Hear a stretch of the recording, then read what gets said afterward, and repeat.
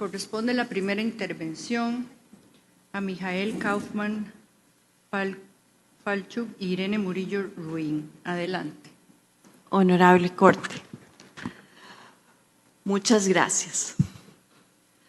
Somos Irene Murillo Ruín y Mijael Kaufman Falchuk y somos parte del equipo de representantes electos y electas del público, que es una figura de participación en el marco del Acuerdo de Escazú.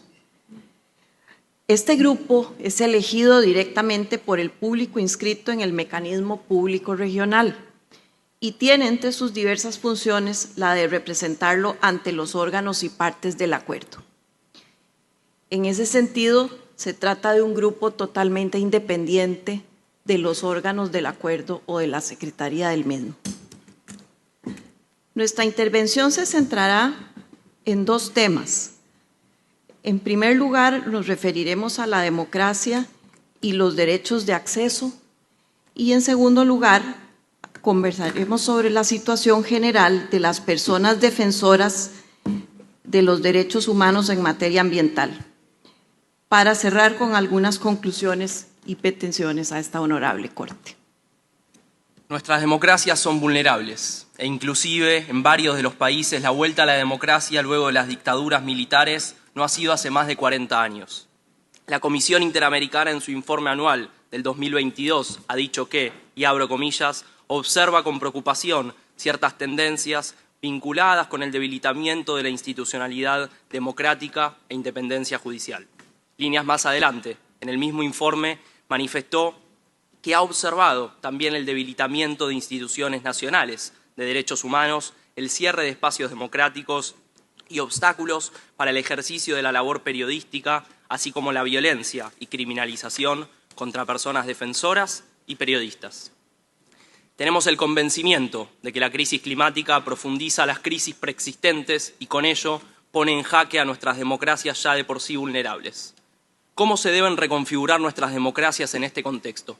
Con más democracia.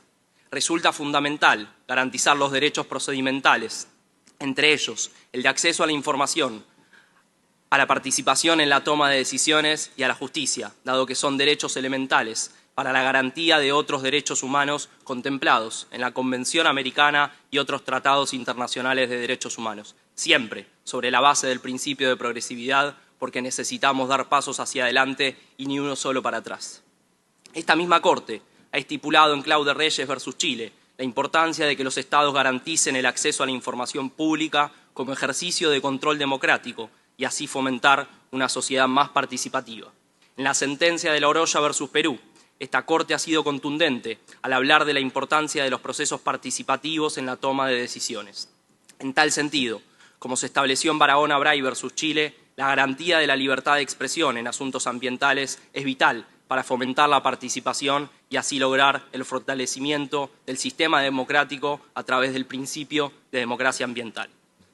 No podemos hacer frente a la crisis climática si no tenemos acceso a la información de lo que deciden nuestros países. No podemos hacer frente a la crisis climática si no participamos de las decisiones para el presente y futuro de nuestros países. No podemos hacer frente a la crisis climática si no es posible acceder a la justicia. Los derechos de acceso son la vía para democratizar la necesaria y urgente acción climática. En ese sentido, esta Corte ha destacado la labor que realizan los defensores y las defensoras al reconocerla como fundamental para el fortalecimiento de la democracia y el Estado de Derecho. Lo que diremos a continuación son algunos de nuestros aprendizajes del proceso de construcción del Plan de Acción sobre Defensoras y Defensores de los Derechos Humanos en Asuntos Ambientales, que se inició a partir de la primera conferencia de las partes del Acuerdo de Escazú en 2022 y que se aprobó en la reciente COP3 en abril 24 de este año. Es necesario reconocer que con la crisis climática la labor de las personas defensoras se hace más relevante. ¿Por qué? Porque la conflictividad socioambiental va en aumento y la defensa se hace en un entorno de creciente violencia, cuando debería hacerse sin amenazas, restricciones o inseguridad. En línea con la sentencia de la Corte en Luna López contra Honduras, La calidad de defensor o defensora de derechos humanos se deriva de la labor que se realiza. Por su parte, el Acuerdo de Escazú considera defensoras a personas, grupos y organizaciones que promuevan y defiendan los derechos humanos en asuntos ambientales. Entendemos que la definición debe ser amplia por la necesidad de proteger a quienes hacen esta labor que es de interés público en toda su diversidad. Las situaciones y desafíos que enfrentan las personas defensoras deben ser visibilizadas y reconocidas como lo que son, acciones y estrategias para evitar que se pronuncien y que ejerzan su labor a la par de disuadir a otras personas de ejercer acciones de defensa de los derechos humanos ambientales. En toda la región, las personas defensoras enfrentan persecución, hostigamiento, violencia física, jurídica y social, e inclusive, y aún más grave, se las asesina. Se recurre al acoso en su contra, así como a sus familias, el acoso en su entorno geográfico, pero también en los medios de comunicación y en las redes sociales, a la par de constantes ataques a su honra y proyecto de vida, generando así en muchas ocasiones que se vean forzados a tener que dejar los lugares donde viven. Los discursos de odio contra periodistas ambientales son recurrentes y se utilizan para crear zonas de silencio, donde no se divulga lo que está pasando. También sufren afectaciones a su integridad personal y a su vida, por ejemplo, mediante la destrucción de su propiedad privada o inclusive violentando sexualmente a las mujeres y niñas que defienden cierto territorio. En el plano jurídico, algunas situaciones que sufren son el uso del sistema legal en su contra, acciones de inteligencia sobre ellos y ellas, acciones judiciales abusivas que amenazan su patrimonio. Al mismo tiempo, la criminalización y discriminación en los sistemas de justicia es constante y a esto se debe sumar la falta de medidas que aseguren el acceso a la justicia de personas en situación de vulnerabilidad o que tienen medios económicos limitados. Del proceso mencionado se identificaron algunas buenas prácticas y aquí enumeramos unas de ellas. Decretos de amnistía a favor de personas criminalizadas, mecanismos de protección con la presencia en las regiones que tienen mayor riesgo, procedimientos de alerta temprana y monitoreo constante, defensa jurídica gratuita para víctimas, generación de capacidades en el Poder Judicial, fiscalías y fuerzas de seguridad, protección económica de hijos e hijas de personas defensoras asesinadas, rol activo de las Defensorías de Derechos Humanos acompañando gestiones de acceso de parte de personas defensores, defensa pública especializada para personas pertenecientes a pueblos indígenas y planes nacionales sobre empresas y derechos humanos, entre otras. Hay una relación directamente proporcional entre el entorno propicio y seguro para las personas defensoras y la fortaleza democrática de los estados. Las libertades, garantías y derechos que tienen los defensores y defensoras en cada estado dan cuenta del estado de la democracia en cada uno de los países. Nadie que defienda derechos debiera sentir que por ello peligraría su proyecto de vida o su vida misma. Para ir concluyendo, solicitamos a la Corte los siguientes puntos.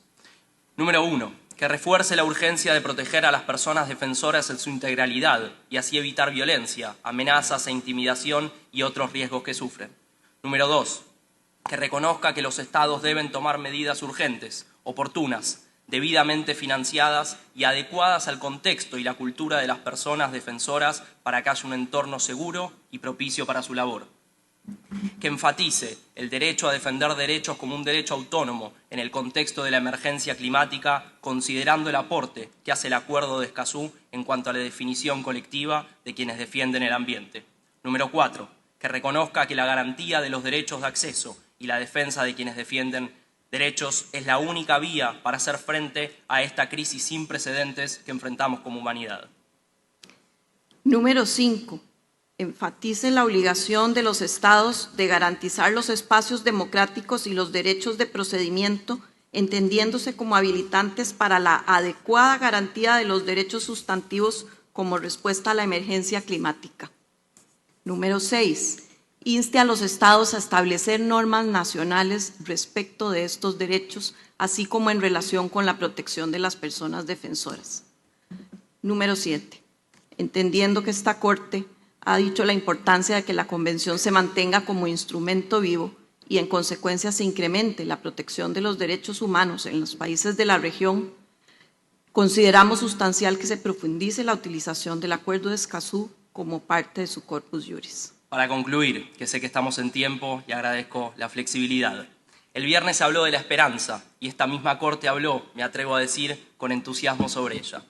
Buscamos algunas definiciones de la palabra y una de ellas dice: estado de ánimo que surge cuando se presenta como alcanzable lo que se desea. Y hoy acá, en esta misma sala, y parafraseando a Víctor Heredia, si todavía cantamos, si todavía soñamos en esta región, la más desigual del mundo y donde sobran los motivos para que la desesperanza gane terreno, es porque hay ejemplos de defensa en cada país que nos dan esperanza. Por eso, señores jueces, señoras juezas, necesitamos avances de los que aferrarnos y esperamos que esta opinión consultiva sea un punto de inflexión para que podamos hacer frente a una crisis climática y ambiental a la que lamentablemente ya estamos llegando tarde. Muchas gracias.